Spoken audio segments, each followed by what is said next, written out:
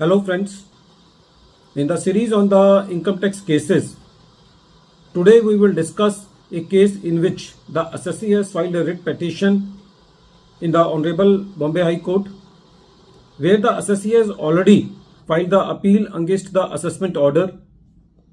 So one of the issue was that whether the writ petition can be allowed where the assessee has already opted for an alternative remedy.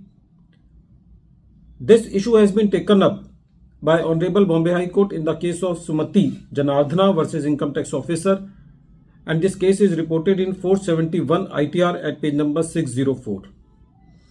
The date of the judgment is 12th February 2024. In the present case, an initial notice was issued to the assessee under section 148 on 11th June 2021, which was not proceeded with.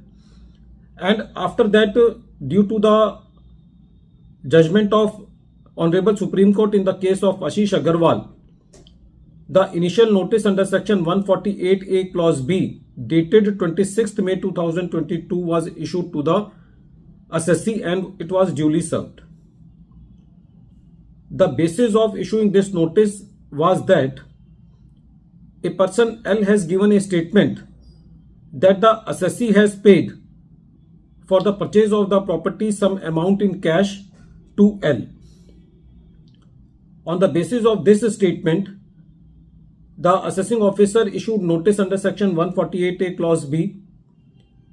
When this notice was issued by the assessing officer and it was received by the assessee denied that any amount in cash has not been paid by the assessee to L. The assessee said that the revenue has alleged only on the statement on the revenue has relied only on the statement of L without any tangible material that the assessee has paid cash. Apart from that, it was the submission of the assessee that during the previous year relevant to the assessment year 15-16, the assessee has paid only rupees 10 lakh. And the revenue is not able to prove that the amount of rupees 50 lakh or more has been paid by the assessee during the previous year relevant to the assessment year 15-16.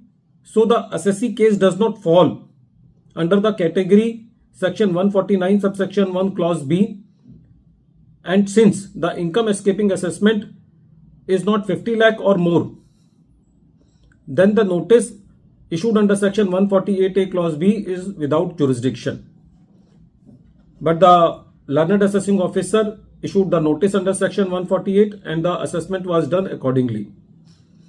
The assessee filed the appeal in the CIT appeal, and then the assessee came to know about filing about the writ petition, and the assessee preferred a writ petition in the High Court, and it was the submission of the assessee that and it was the apprehension of the assessee that the demand will be raised on the assessee and the assessee will have to pay the 20% of that demand. And since the assessee undertook before the Honorable Court that the assessee will withdraw the appeal if the writ petition will be accepted. When this matter was heard by the Bombay High Court observed in the present writ petition that the income escaping assessment was not 50 lakh or more, and the revenue has just added the figure and shown the figure above the limit to cover up the case of the assessee under the clause section 149 subsection 1 clause B.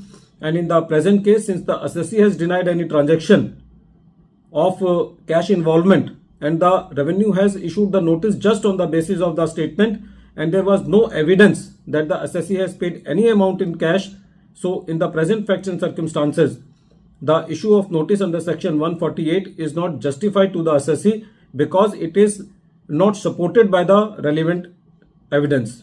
It was the submission of the revenue that since the assessee has preferred the appeal and the assessee cannot be given the two options at the same time. So the court said that since the assessee has undertaken to withdraw the appeal, so the writ of the assessee can be allowed.